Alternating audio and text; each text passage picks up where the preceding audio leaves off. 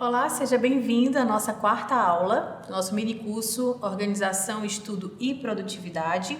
Nas aulas anteriores, nós estudamos, nós gastamos um pouquinho de tempo falando sobre uma brevíssima teologia do trabalho, uma brevíssima teologia do tempo, e hoje nós vamos gastar um pouco do nosso tempo pensando numa brevíssima teologia do estudo.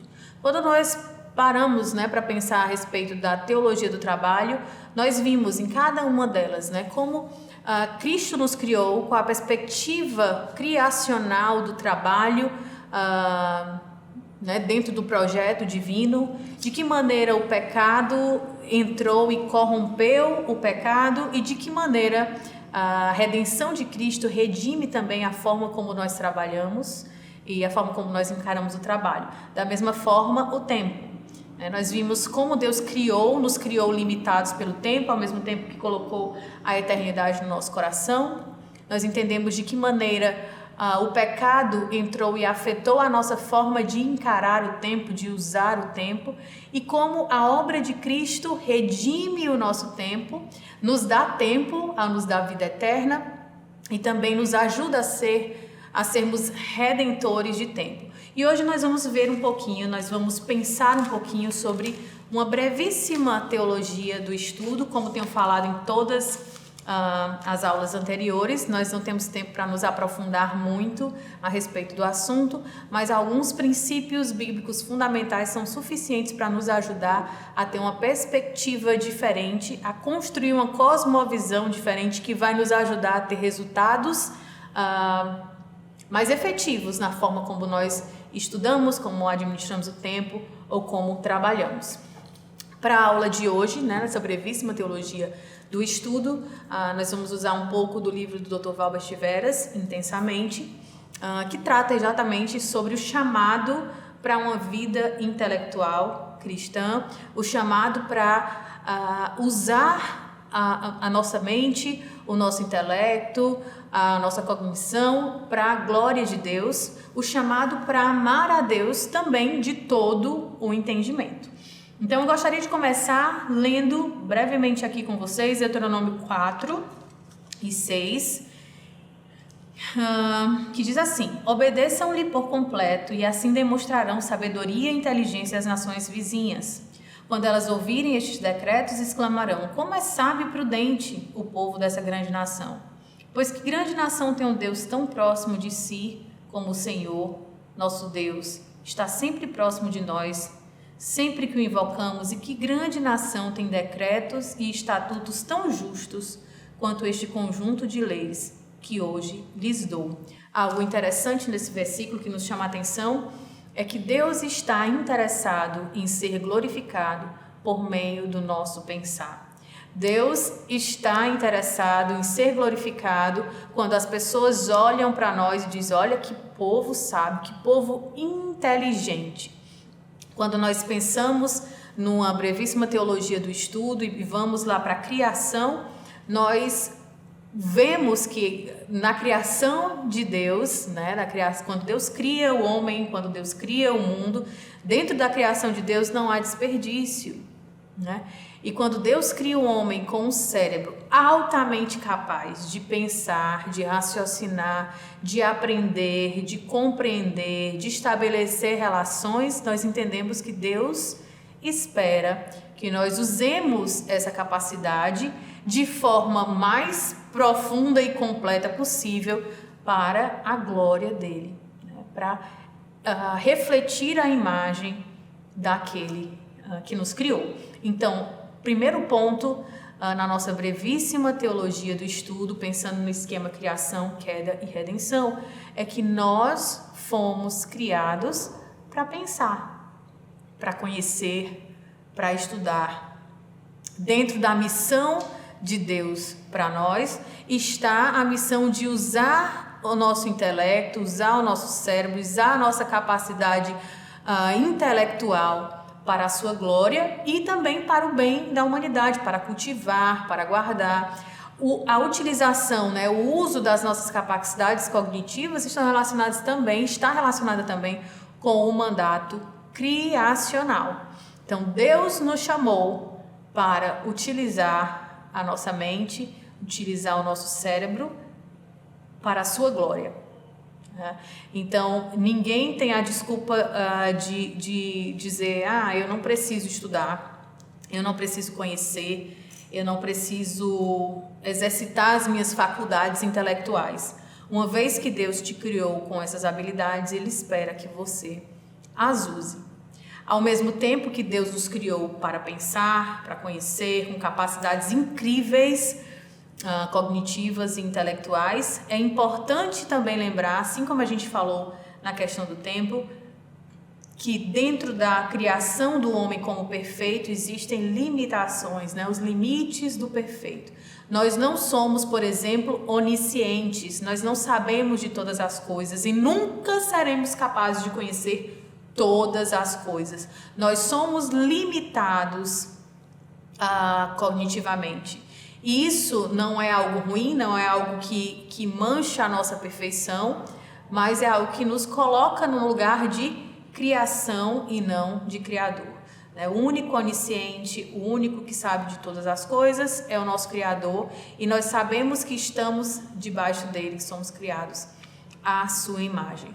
Então, fomos criados para pensar, nós fomos criados para conhecer, para estudar, para investigar a natureza, aquilo que está ao nosso redor e utilizar aquilo que aprendemos, aquilo que compreendemos para glorificar a Deus e para abençoar tanto a criação como os outros seres criados, ao mesmo tempo que nós não somos oniscientes e somos limitados. Mas Deus está interessado em ser glorificado por meio do nosso pensar, por meio da nossa intelectualidade, por meio da nossa inteligência, por meio da forma como nós estudamos, como nós dedicamos tempo para conhecer mais, não somente a Ele, principalmente a Ele, em primeiro lugar a Ele, mas também tudo aquilo que Ele criou. Dentro desse esquema, a gente pode então pensar na queda. De que forma a queda afetou, influenciou a forma como nós pensamos, o nosso intelecto, a nossa intelectualidade. Primeira coisa que a gente pode pensar e testemunhar, é que sim, o pecado afetou as nossas faculdades mentais, as nossas habilidades. Nós esquecemos com mais facilidade, nós temos mais dificuldade para compreender, alguns têm dificuldades tremendas para ler um livro e compreender o que está ali, alguns têm dificuldades profundas em concentração, em memorização, parte das consequências do pecado na nossa vida. E essas dificuldades precisam ser levadas em conta, e a gente pode estabelecer estratégias interessantes quando a gente vai fazer um planejamento de estudo que considera as nossas limitações, que considera as nossas dificuldades em determinadas áreas. A gente precisa entender que vamos lidar com essas dificuldades até que Cristo venha e que isso não é impeditivo ou que isso não é uma desculpa para dizer não vou estudar.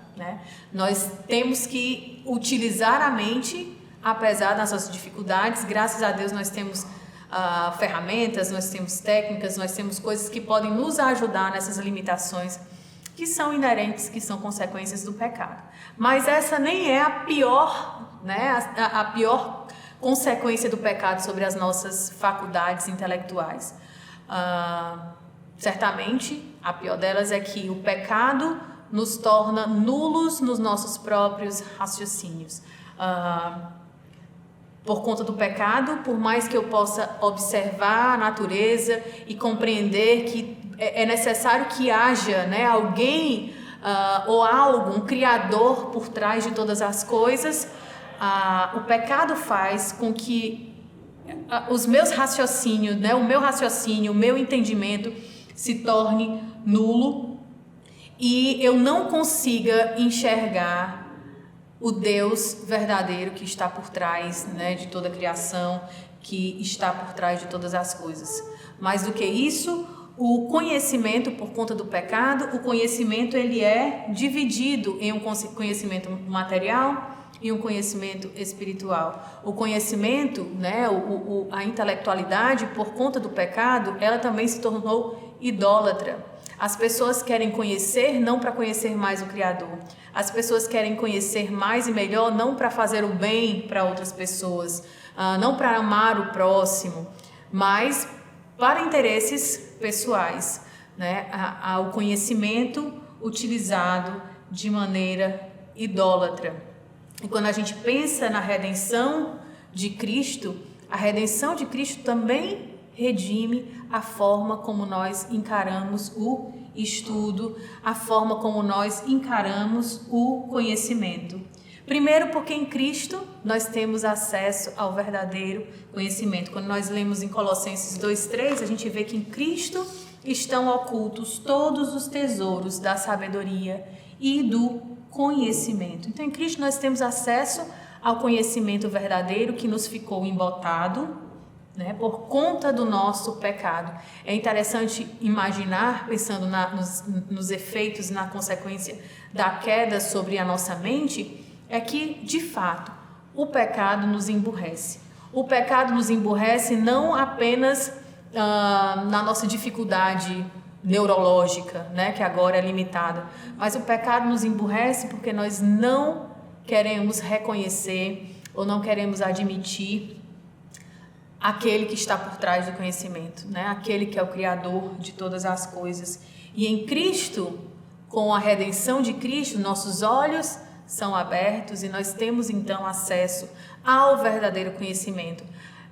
E dessa maneira a gente pode parar para pensar na responsabilidade que pesa sobre os nossos ombros, nós cristãos que temos acesso ao conhecimento verdadeiro, como se nossos olhos fossem abertos e nós pudéssemos conhecer aquilo que nós conhecemos e que está disponível a todos os homens, mesmo aqueles que estão separados de Cristo, mas com cores diferentes, não apenas cores diferentes, mas com uma profundidade verdadeira, uma profundidade diferente. Qualquer conhecimento para nós que sabemos o autor de todas as coisas, que entendemos Cristo, né, como segredo, né, como o mistério por trás de todas as coisas, somos capazes de compreender. Então, sobre nós pesa muito mais a responsabilidade de conhecer, porque nós temos acesso ao conhecimento verdadeiro que está oculto ou que está anulado a todos os outros por conta do pecado. Mas não apenas isso. A redenção que nós temos em Cristo nos ajuda a renovar também a nossa forma de pensar, de estudar, de conhecer. Então, a nossa forma de estudar, de conhecer, é renovada através do sacrifício e da redenção que nós temos em Cristo. Em Efésios 4:23, ele fala sobre essa renovação do espírito do entendimento. Então, a nossa maneira de pensar, nossa maneira de ver as coisas, de avaliar, é renovada através da redenção que nós temos em Cristo.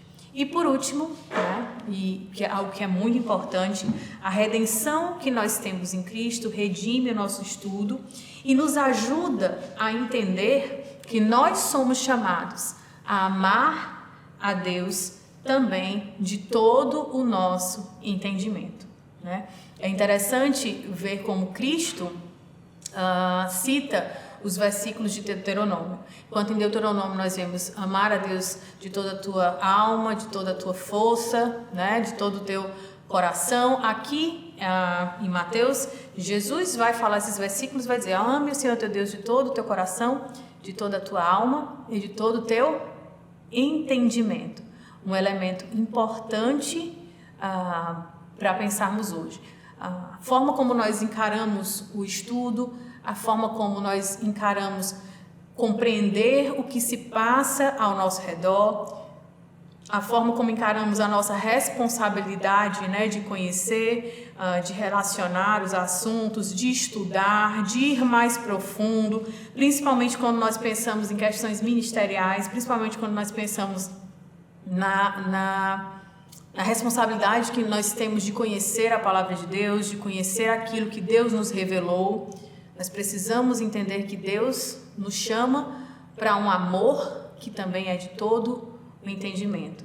Deus nos chama e através da redenção de Cristo nós somos capazes de usar as capacidades que Deus nos deu, apesar de muitas delas, né, manchadas e limitadas por conta do pecado, nós somos capazes sim de usar as capacidades que ainda temos e que são muitas, de maneira a glorificar a Deus, de uma forma que não está voltada simplesmente para interesses idólatras. Eu vou estudar, eu quero fazer uma faculdade, eu quero fazer um curso de teologia porque eu quero ficar mais inteligente, eu quero ser mais importante, eu quero ser reconhecido ou algo desse tipo. Não, eu quero conhecer porque eu fui chamado para conhecer.